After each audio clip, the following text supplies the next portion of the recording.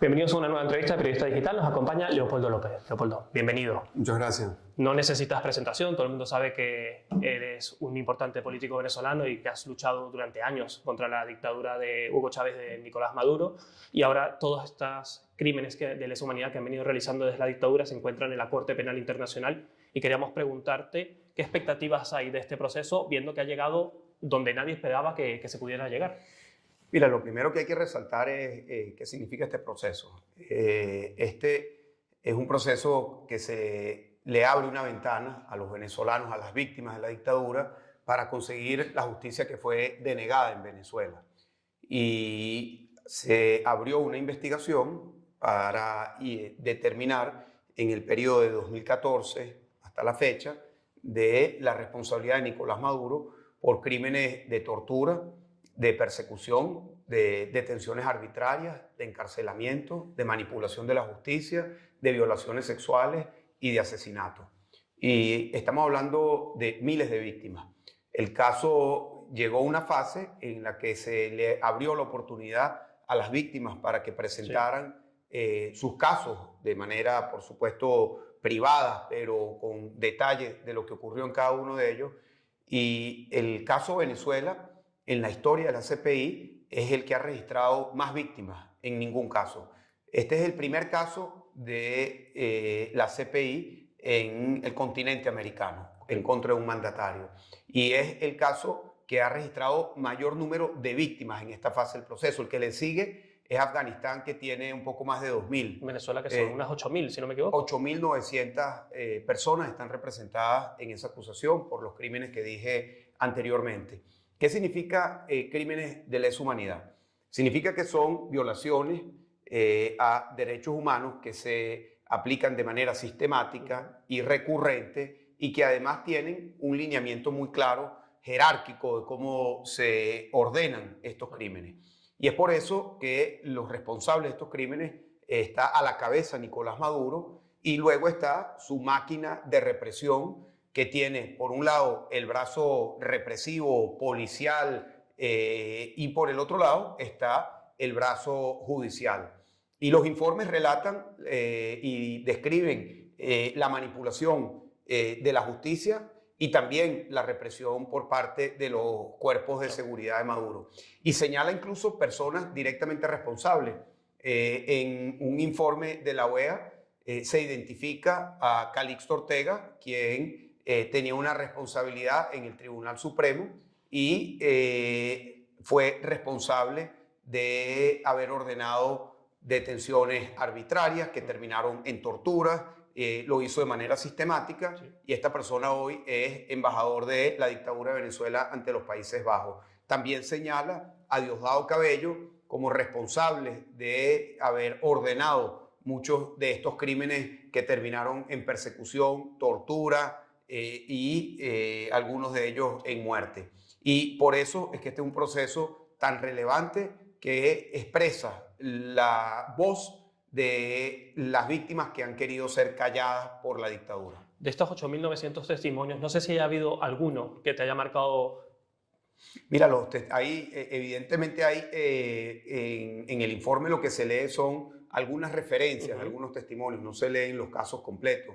Pero yo te invito a que te puedas meter en la página y puedas ver el caso, y allí vas a leer testimonios de cómo a las personas que eran detenidas les arrancaban las uñas o los dejaban guindados por los brazos durante varios días, donde le aplicaban electricidad en los genitales, violaciones sexuales, violaciones a mujeres, a hombres, mujeres que perdieron sus bebés por haber estado embarazadas en los momentos que recibieron la tortura. Casos también dramáticos. Hay uno, por supuesto, muy cercano, que es el asesinato de Pipo Rada. Pipo era un concejal en Petare, en Venezuela, y en el año 2019 fue secuestrado, desapareció, luego apareció con señales de tortura y con 2 disparos en la nuca. Luego de haberlo asesinado, lo llevaron a una carretera. Allí lo rociaron de gasolina, le pusieron una toalla húmeda en el rostro, con una nota de advertencia política y le quemaron el cuerpo.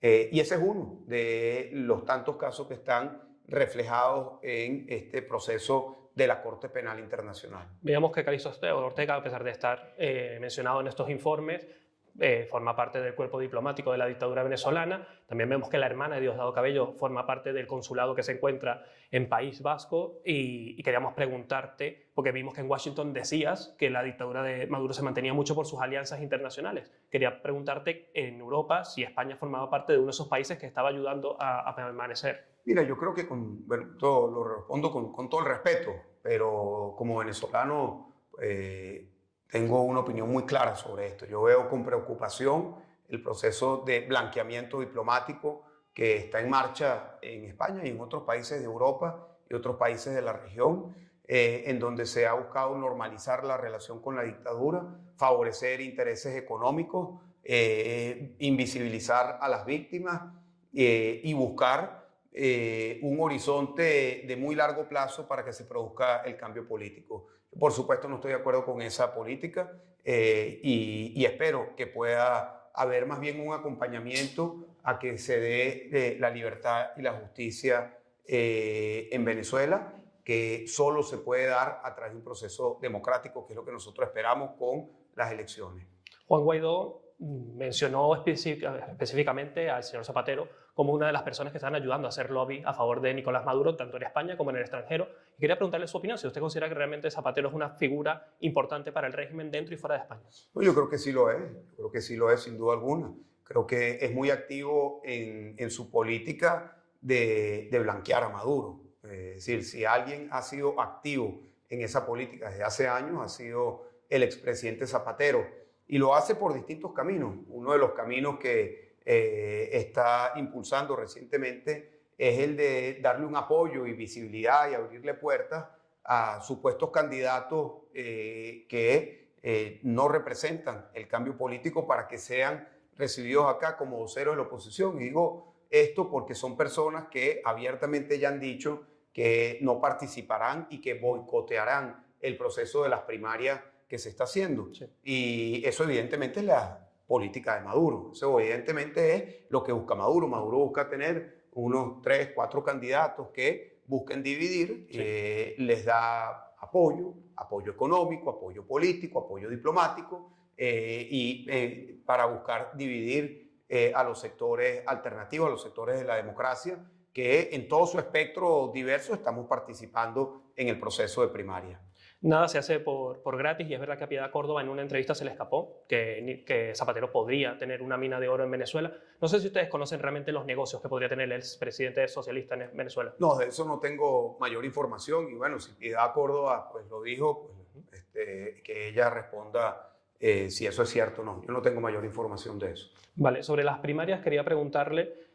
Existen muchas dudas en Venezuela, es verdad que nos hemos enfrentado a muchísimos procesos electorales y el venezolano va con cierto resquemor, ciertas dudas sobre la posibilidad de tener unas elecciones transparentes. Quería preguntarle si realmente considera que en Venezuela existen las condiciones actualmente o se puedan llegar a obtener para tener unas elecciones presidenciales transparentes. Mira, no las hay, no hay condiciones en estos momentos y precisamente eso es lo que se está buscando a través de un proceso que hasta ahora no ha dado ningún resultado, que es el proceso de México. Sí. Pero yo creo que más allá de las condiciones, la prioridad en estos momentos son las primarias, que permitan unificar de abajo hacia arriba con la gente, con el voto dentro y fuera de Venezuela, la conducción, la legitimidad, el liderazgo unitario y que no hay manera mejor de plantear este proceso de legitimar, de reorganizar, de impulsar que a través de la gente, a través del voto. Por eso yo creo que lo más importante que tenemos en el horizonte es el proceso de las primarias. Quería retomar un tema que se nos había quedado en el tintero. Habíamos hablado de que España sí estaba retomando negociaciones económicas con Venezuela y habíamos visto los acuerdos de PDVSA con Repsol y Enil para la exportación de gas a Europa.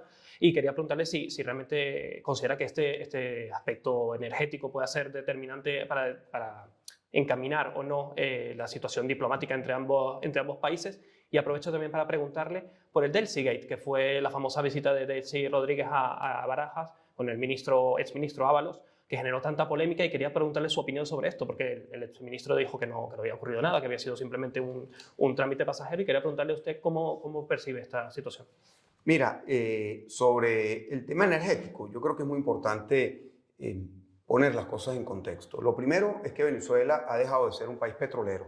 Es un país que tiene petróleo, pero ha dejado de ser un país relevante por la destrucción y la corrupción dentro de petróleos de Venezuela. Hoy Venezuela está produciendo mucho menos de 1 millón de barriles diarios y está por debajo de otros países de la región, de Colombia, Brasil, que producen más que Venezuela. Lo segundo es que Venezuela no va a ser un proveedor confiable de energía y no lo va a hacer porque Maduro es Maduro. Y creo que Europa debe aprender la lección que fue tan costosa de haberle entregado a Putin la dependencia energética a través del Nord Stream 1 y el Nord Stream 2, que fue muy costoso para Alemania y para el resto de Europa. Y si Putin no fue confiable, mucho menos lo va a hacer Nicolás Maduro. Creo que la única manera que Venezuela pueda ser un actor confiable dentro de lo que es el mercado energético regional y global es si Venezuela es un país que responde a la democracia, al Estado de Derecho, a los derechos humanos, a una orientación transparente de todo lo que puede hacer el tema energético. Y creo que darle prioridad al tema energético por encima de la democracia es algo con lo que yo no puedo estar de acuerdo. Es decir, yo entiendo los intereses de una empresa petrolera y yo entiendo los intereses diversos que puede tener un Estado, pero yo espero de España y de todas las democracias, porque creo que en este momento es una responsabilidad que tienen todas de ponerse del lado de quienes estamos buscando la democracia para nuestros países. Porque hoy a nivel global hay un conflicto claro, cantado, entre la autocracia y la democracia. Y los países poderosos que están liderando la orientación, la ola autocrática, que son Rusia, China, Irán, tienen claramente la intención de ir socavando la democracia y de ir teniendo cada vez más aliados a nivel global. Y esto lo digo de una manera muy clara. Mira, hoy Venezuela es un aliado de estos países, pero de manera obvia. El primer ministro de Relaciones Exteriores ruso, Lavrov, estuvo en Venezuela hace 3 semanas. Hace 2 meses estuvo el ministro de Exteriores de Irán.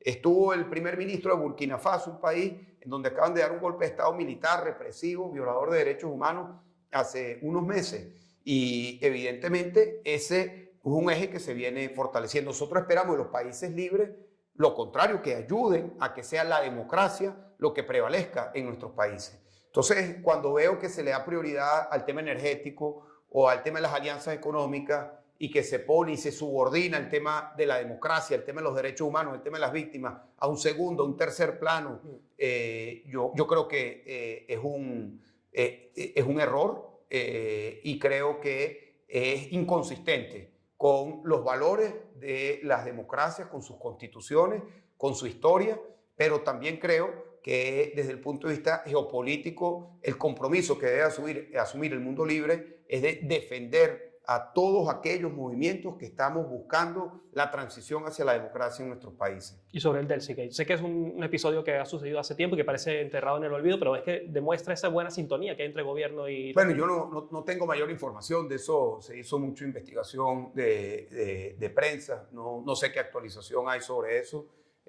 Simplemente creo que es uno de tantos casos de cómo se maneja de forma oscura, medianoche, de manera nunca transparente y siempre corrupta la dictadura de Nicolás Maduro. Quería ponerle énfasis en un aspecto que quizás pueda parecer de política nacional, pero no lo es, y sabemos que Yolanda Díaz ha creado su nuevo partido, Sumar, y una de las grandes críticas que se ha hecho es el cariño que ella mostró hacia Hugo Chávez en el momento de su fallecimiento, y se le atribuye eso, que tiene un pensamiento muy bolivariano, y quería preguntar si usted ve representado ese pensamiento bolivariano en la política en Yolanda Díaz. Mira, no he seguido con detalle la política y lo que ella plantea. Lo que sí te puedo decir es qué significa añorar al chavismo, qué significa estar en sintonía con lo que representa el chavismo, lo que representa Nicolás Maduro.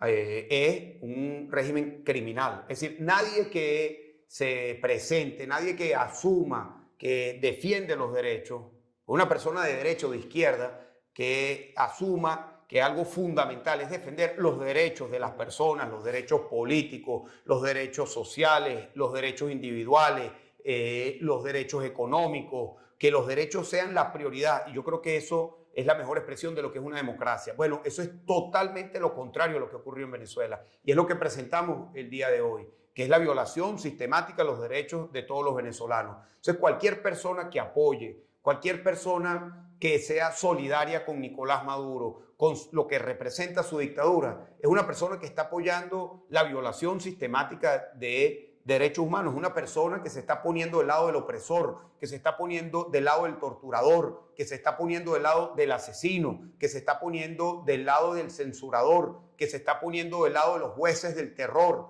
Eso es lo que significa estar vinculado a la dictadura de Nicolás Maduro. Y por supuesto que nosotros estamos muy claros que esta es una lucha que ya sale de la posibilidad de que solo los venezolanos en Venezuela tengan la capacidad de salir de la dictadura. ¿Y por qué digo esto? Porque la principal razón por la que Nicolás Maduro está en el poder es por el tipo de apoyo que recibe internacional. Un apoyo que se traduce en darle lubricante a todas sus cadenas de tráfico de la cocaína, que se traduce en la extracción ilegal del oro de Venezuela, que se traduce en toda una comercialización oscura, opaca, corrupta del petróleo venezolano, todo lo que es una economía del contrabando, con unas estructuras que son responsables de todos esos crímenes. Eso es lo que está hoy ocurriendo en Venezuela y nosotros esperamos que pueda haber un compromiso muy claro para que Venezuela pueda transitar hacia la democracia. Y en cada uno de esos pilares lo apoyan distintos países: Irán, Rusia, Turquía, China. Y nosotros pues esperamos que de este lado pues exista el compromiso de avanzar hacia un espacio que es lo que añoramos los venezolanos: elecciones libres, Estado de Derecho, democracia, respeto a los derechos de todos los venezolanos, y para eso necesitamos el apoyo de España, de Europa, de los Estados Unidos y todos los países democráticos. Para terminar, dos preguntas muy concretas. La primera, ¿ha sentido o ha recibido algún tipo de presión política o personal estando fuera de Venezuela, estando precisamente en España? Y la segunda, ¿a qué escenario se tienen que atener o prever que van a ocurrir los venezolanos en los próximos meses hasta las elecciones? Mire, yo no había tenido ningún episodio hasta la semana pasada. Estuve en una conferencia en Copenhagen Summit for Democracy, y el día lunes, alrededor de las 6 de la tarde, me toca presentar a una líder, activista, mujer de Irán, Masih Alinejad, sí, quien es cofundadora del World Liberty Congress, una iniciativa que hemos venido impulsando. La presento a ella y luego ella da una presentación de unos 8 minutos, y justo antes de terminar reventaron las alarmas del sitio donde se estaba haciendo la conferencia.